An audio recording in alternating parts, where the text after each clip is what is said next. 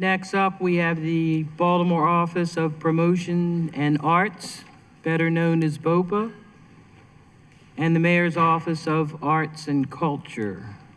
Okay, we're starting our second line of questions, and we're going to start off with Chief of Staff Calvin Young from the Mayor's Office. Yes, ma'am. Good morning, Madam Chair. Good morning, committee and members of the council. The Mayor's Office just wanted to give a brief statement on the relationship with BOPA before you hear from the team to my right. To my right, you see our interim CEO for BOPA, Robin Murphy, the Mayor's Senior Advisor for Arts and Culture, Tanya Miller-Hall, and the Director of the Mayor's new Office of Art, Culture, and Entertainment, Lindsay Jackson. In October of last year, the Board of Estimates approved the termination of the city's contract with the Baltimore Office for Promotion in the Arts. This was due to deep concerns about the organization's financial health and its ability to continue to steward resources provided to the city, by the city. Following that cancellation of the contract, the organization's board of directors experienced a sort of mass exodus with all but 3 members remaining. Those were Derek Chase, Tanya Miller-Hall, and Robin Murphy. These 3 individuals became the foundation for what became a new relationship between the city and BOPA. Robin took over as the interim CEO and since then has expertly worked with the city to revise the organization's structure, to stabilize its finances, and re-encourage the staff and focus the team. I think we all saw the fruits of that labor last weekend with the successful execution of the Artscape Festival. At the same time, the Mayor's Office was seeing the excellent work of Lindsay Jackson in managing events like AFRAM and Charm City Live, as well as Tanya Miller-Hall's expert stewardship of our art efforts. As we refocus BOPA back toward the arts, it strategically made sense for certain responsibilities to come in-house, as well as expand our management of things like nightlife activities in the city. This led to the launch of the Mayor's Office of Art, Culture, and Entertainment. We look forward to the partnership between these 2 organizations, the Mayor's Office and BOPA, and I'm going to let the team here speak in more detail about what that looks like. But I want to make sure that this council knows that the relationship with BOPA and the city is back on track, and we are excited about what that will mean for the city and specifically for arts and culture. Thank you. Thank you for your introduction, and we'll go ahead and start with the Baltimore Office of Promotion and Arts, BOPA.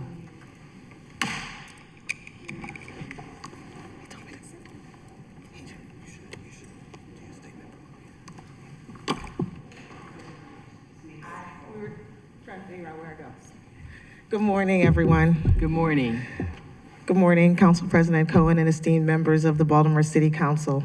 Thank you for the opportunity to speak on behalf of the Baltimore Office of Promotion in the Arts, an organization that proudly stands at the intersection of creativity, community, and the civic partnership.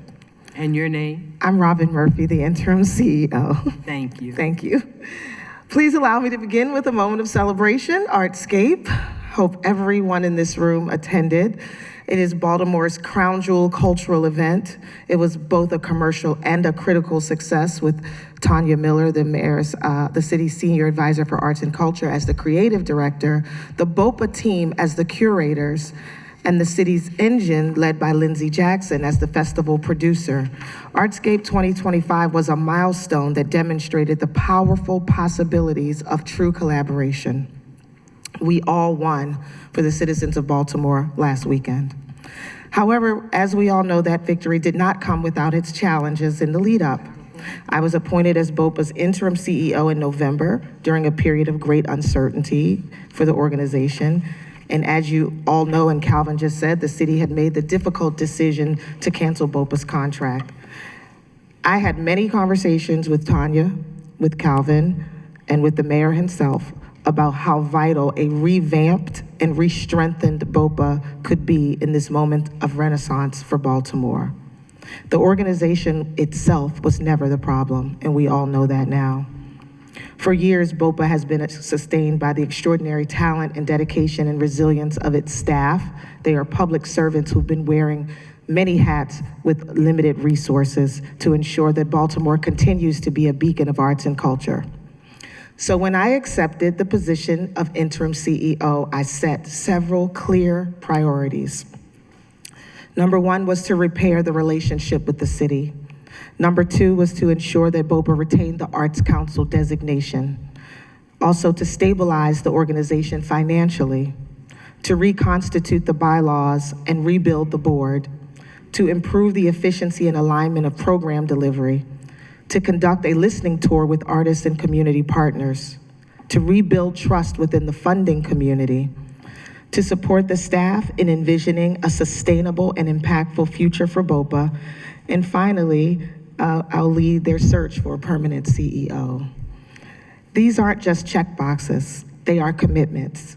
And while we still have a lot of work to do, I'm proud to report that significant progress has been made on every one of those fronts.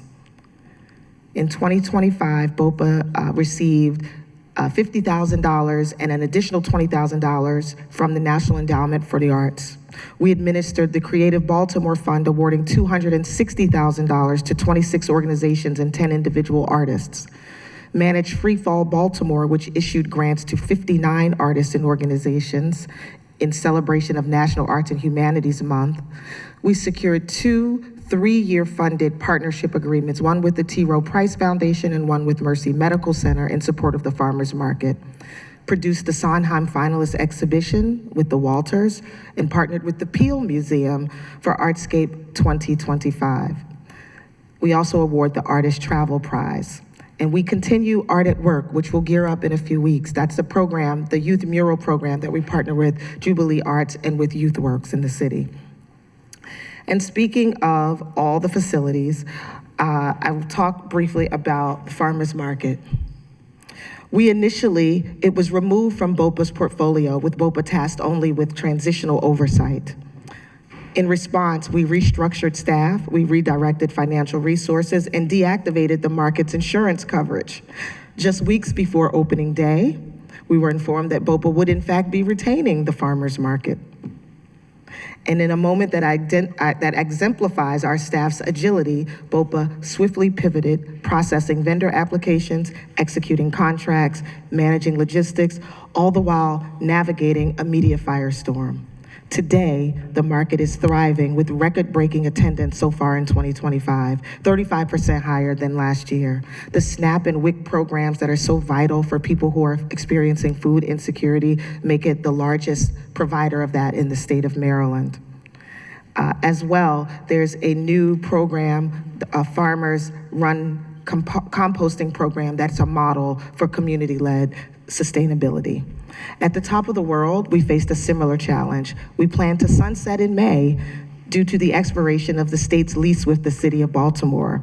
However, just days before the closure, the city entered a temporary MOU with the state, extending BOPA's management through November. And currently, the top of the world has seen a 35% increase in attendance, and it's now in full-time operation. All summer, there will be summer camps and programs and students coming throughout there. The Cloisters remains a coveted venue. They have bookings already through June 2027.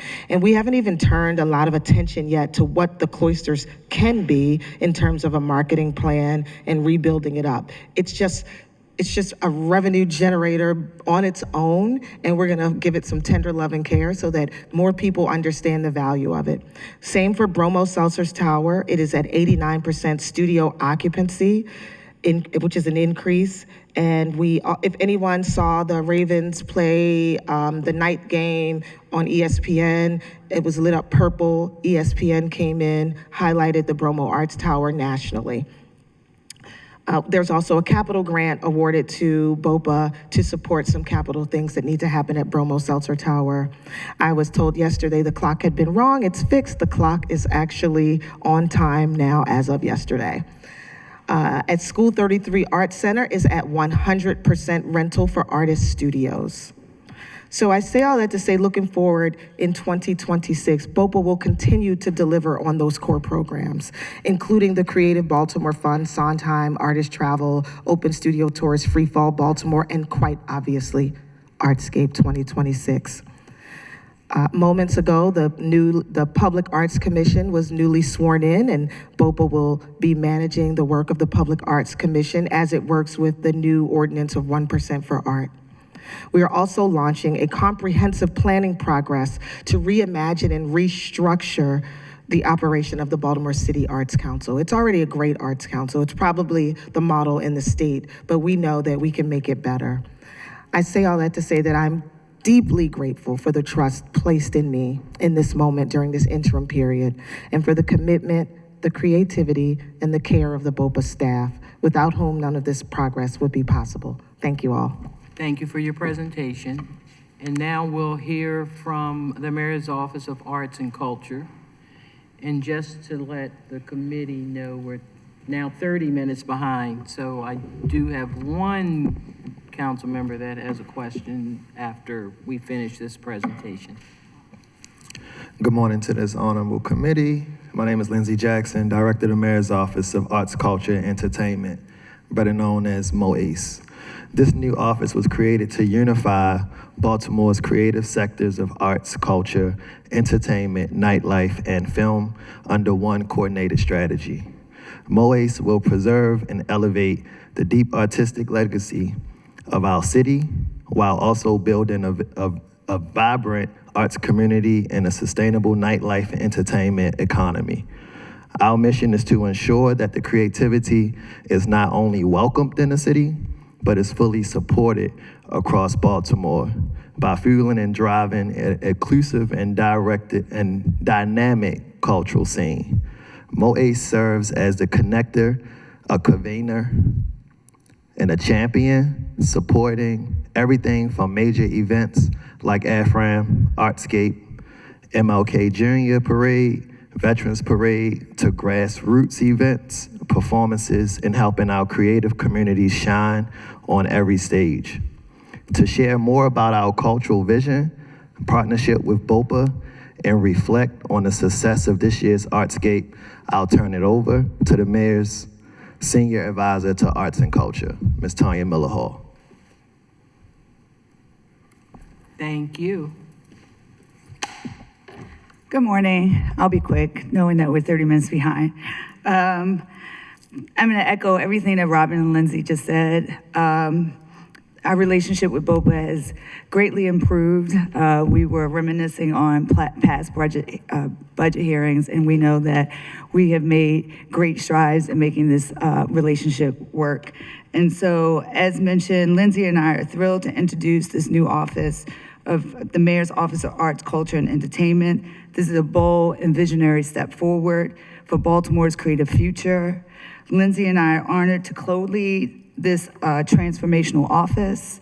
MOAC, this new office, will preserve and elevate the deep artistic legacy of the city while also building a vibrant artistic community.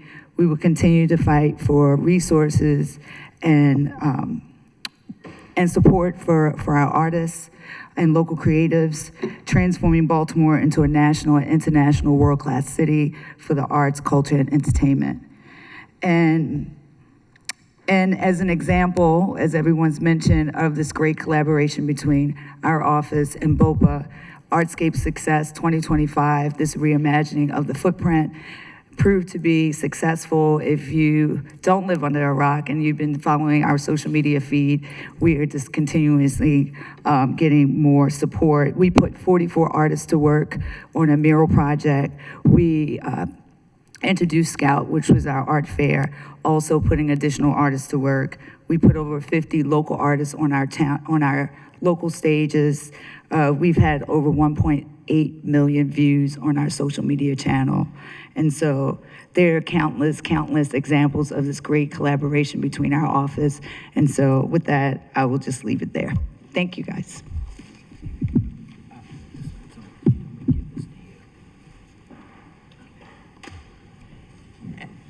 And now we have comments from Council President Cohen. Let me just first thank the entire team, and I'm gonna go on public record and say I thought Artscape downtown was great.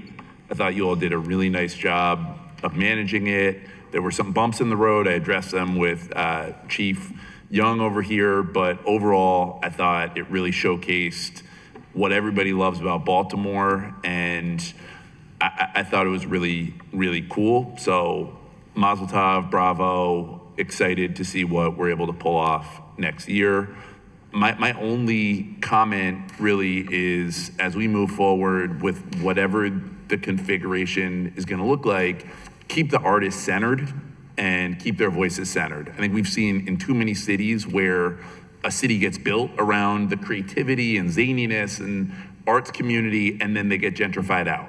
And so I think keeping our artists, they're such a driving force in Baltimore. I think our music scene is having a true moment that's going a little underappreciated within the city. I think our art scene has always been really strong. And so just whatever we do, let's keep the voices of our artists at the center of the conversation and make sure that we are thinking about housing, we're thinking about their proximity to a studio, to being downtown, that they're part of that moving forward.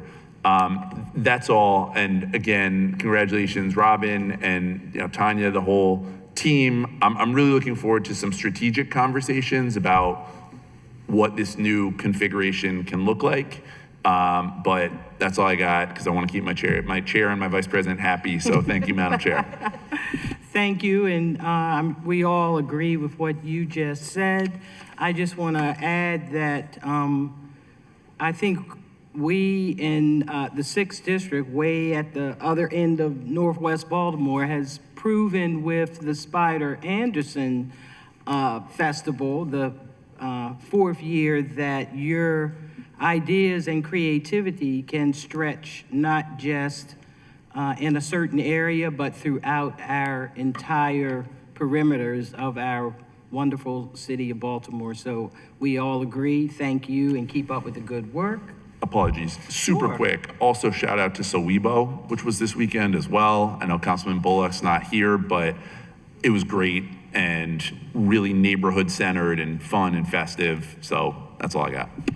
And you include children, older adults. Yes. I mean, it's keep up the great work, and we'll start with one question since where time is moving, and that's Councilman Gray. Yes, I want to first start off by saying amazing job this past weekend with Artscape. It is what a difference two budget hearings make. 2 years ago, I was just sitting back there working in a office and was told that I could just sit in and listen to some questions. It will be fast. And then what happened, I think everyone remembers. So, yes, but I really appreciate, BOPA listening, transforming and becoming what it is. So, thank you, Robin, for the amazing job you did this weekend. Thank you, Tanya. And Lindsay is the official king of Baltimore summer. We now have a festival season, and the important thing about it is free. So everyone can get there in locations that's attainable, that has the room for people to be able to fit in. We're no longer looking down in a bowl to try to see our favorite artists. Everyone could have a great view. So I'm just thankful for this partnership and just want to see it grow and continue to grow. So thank you for making sure that all of Baltimore is included in that. I do have a very quick question. Sorry. So just really, yeah. Quick. All right, so on the website for BOPA, there's the Baltimore Mural Program, and we do have a school in my district, Calvin Rotwell, that is looking to do a parking lot mural. And so I just wanted to know, we can talk offline, but would you be willing to support or collaborate with them to bring that into fruition? Anything for Edmondson Village. Perfect. Thank you. And thank you, Madam Chair. Thank you. Councilmember Ramos? And then Porter. Thank you, Madam Chair. Yes, I'm sorry I couldn't get to Sowebo, but Artscape was great, and so I really appreciate it. And I really appreciated seeing many of my constituents who are artists that were being featured. That was really special. And the diversity of artists as well. Our Latino community was featured, and so I'm grateful for that. Now, I have to say, I must be under a rock or something, because I did not realize that BOPA was still connected with the city. I thought in some way that BOPA was going to do the same grants and everything that BOPA always does, which is good. I just did not realize, again, I have focuses on a lot of different subjects, so I just want to I want to understand a little bit better about this relationship and what's happening, so that we can, obviously BOPA has a lot to go through in terms of repairing relationships, if it's going to go back to what it was, or not, I shouldn't say that. I should say the role that it could play in Baltimore City. So I just want to understand a little bit better about the relationship between this new office and BOPA, and what the new office is doing differently than BOPA, just to understand a little bit, and also to say thanks for entrusting my district with the book festival. It's going to be phenomenal. We're going to be announcing all the details about it super soon. So if you could just explain a little bit better to me about what that relationship is and the role that BOPA is playing, if they're going to be getting an allocation from the city in addition to the work that we're putting into this new office, I would greatly appreciate it. Yeah, so I think I should start with just a little bit of the context of the challenge in the past was that I think what we realized was just that BOPA just had too many random things on its plate that it just didn't need to be doing. And frankly, that the mayor's office should do. For example, the MLK parade, the firework displays for New Year's Eve or the 4th of July. Those were things that distracted BOPA from really focusing on the artist. So with this new direction, it really is for them to be our arts council, to focus on grants and also support the events that support the artists. And also for the areas where the city invests in artist housing, like School 33, like the Bromo Arts Tower.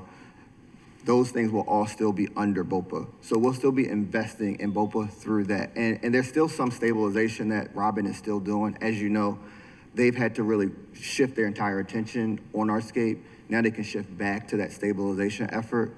So she's still going to be underway in all of that. The Arts, Culture, and Entertainment Office is going to be advancing a lot of the promotion efforts from the perspective of, one, the events, as we discussed, the festivals, the things that Lindsay's been doing and doing well, but Tanya's work around promoting the arts, around attracting artists and people to Baltimore. The film office that used to sit in BOPA will now sit with the Baltimore, the mayor's office of art, culture, and entertainment.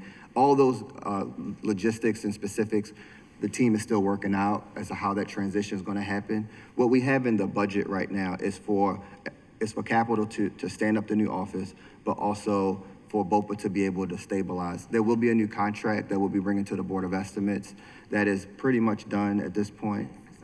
You signed it yesterday, so there you go. So you guys will be seeing that coming. Well, the BOE will be seeing that as well. So I think there's still a lot of work to be done, but that gives you sort of the framework as to how we're looking at it.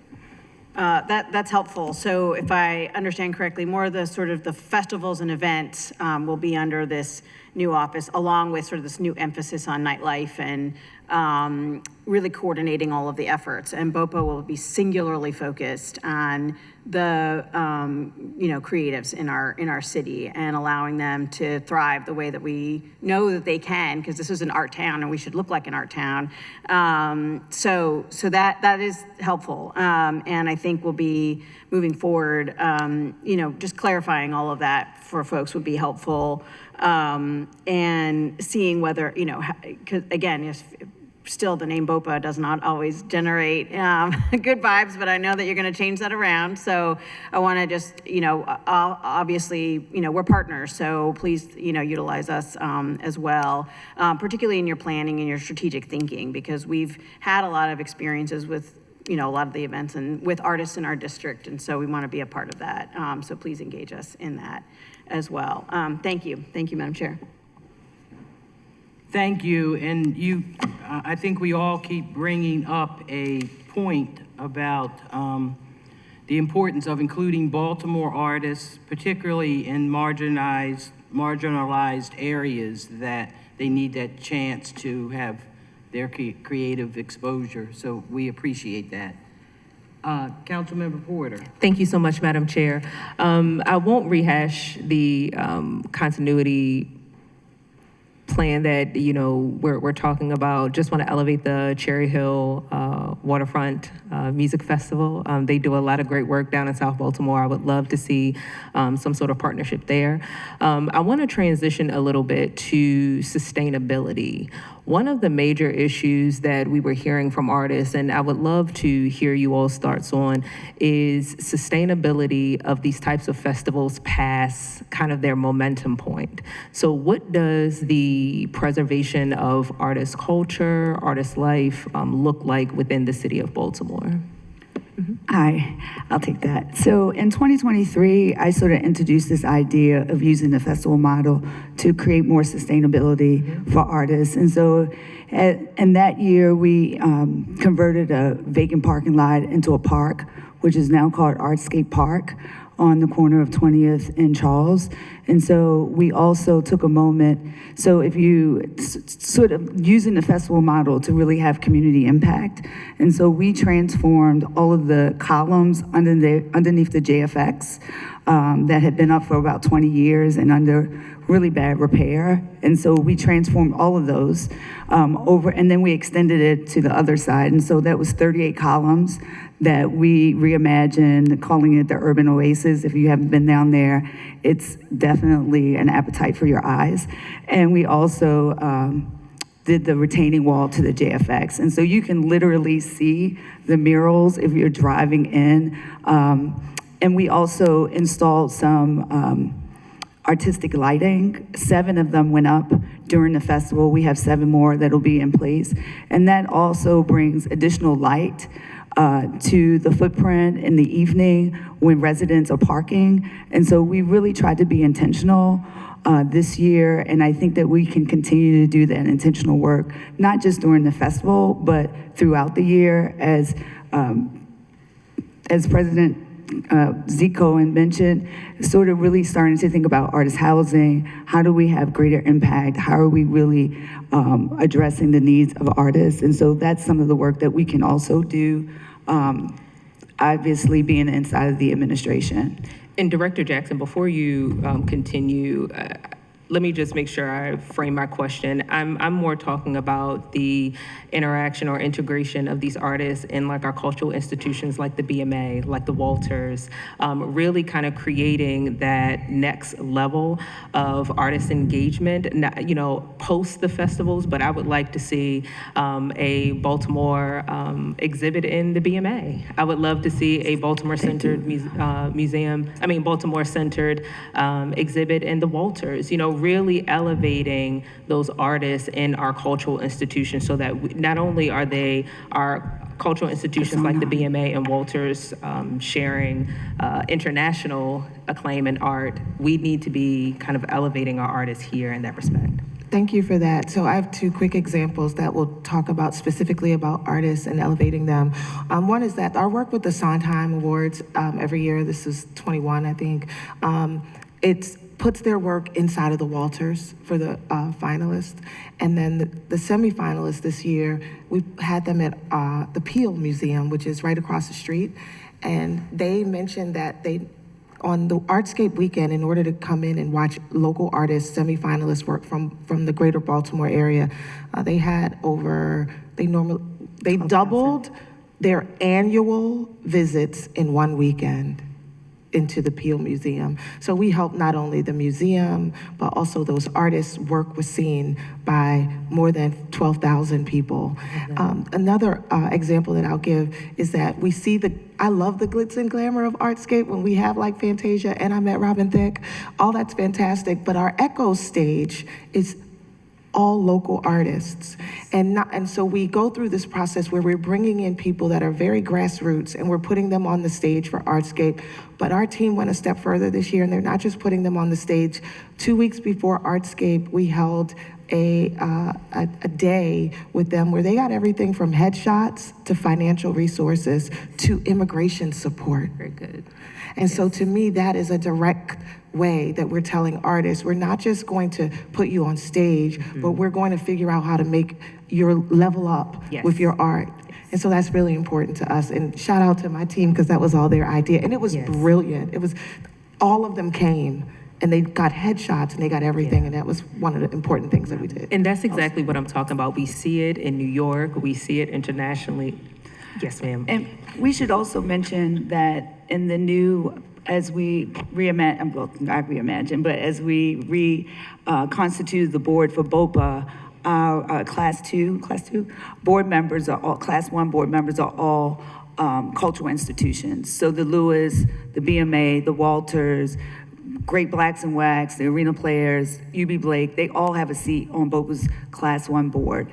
And then I should also mention the BMA, we invited Everyman Theater, the BMA, all of them participated in Artscape. But the BMA actually has an exhibition now of Devin Avalon's work.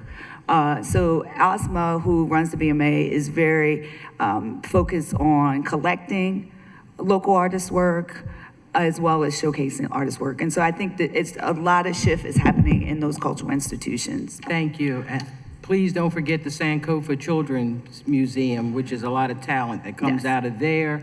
And we do have one more council person that wanted to squeeze in a quick question. Jermaine Jones? Just more quick question, statement. One, I just want to say you all kind of proved me wrong twice already, so, and I'm not afraid to admit it. No, the first being, I was a little skeptical when you decided to move Artscape from Station North. You know, I love the 12th district and I was happy there, but moving it downtown was a success in spite of how I feel. It looked like, and from what I hear, people enjoyed themselves, so congratulations. The second thing you kind of proved me a little bit wrong on is yesterday I mentioned to Visit Baltimore that it was their responsibility to define who Baltimore is and really figure that out. But no, it's really your job to define who Baltimore, you know, is and who we're going to be in the future. And I think that's exactly what you're doing, creating that space so we can, as a community, define who Baltimore is. I will challenge you all to work with Visit Baltimore to help them tell that story rather than define who Baltimore is. It's just their job to tell it. And I think between you two, we can really captivate who Baltimore is and let the rest of the country know how incredible our city is. And last thing, and I'll probably talk to you offline about all of this, is how can we also, you know, uplift and promote and work closely with our smaller institutions like Great Blacks and Wax, you know, and continue to uplift them and make sure we, you know, preserve them throughout the years and preserve that history, because I think nowadays it's more important we preserve it. So thank you. Thank you. You have a quick comment for what he just mentioned, or you're done? I mean, we work closely with Visit Baltimore all the time, and so yeah, absolutely sharing content. But yes, you're absolutely right. That's what we want to do is build Baltimore up collectively. So yeah. And then I'll just add, similarly to what Councilwoman Porter pointed out with the Cherry Hill Music Festival, this year we'll be incorporating that into our 4th of July Spectacular. So it's actually a partnership, and the city is helping to produce that event as well. That's similar to what we did last year and looking to do moving forward with the Great Blacks and Wax and the Reginald F. Lewis Museum, is incorporate them into these large events, whereas though folks, you know, they can get eyes, they can build relationships, and then hopefully visit these institutions and support them as well. No, that'd be incredible. And just to follow up, one last thing. One thing I'm really excited about is how you're also incorporating the film industry into this department. I think we're leaving a lot of meat on the bone historically and not trying to attract those films to Baltimore. The more and more I talk to people in the film industry, there is some appetite there, and look forward to seeing that, you know, become something. So it sounds like instead of 30 minutes, we need to allot a whole hour next year. So thank you all for your presentations and keep up the good work.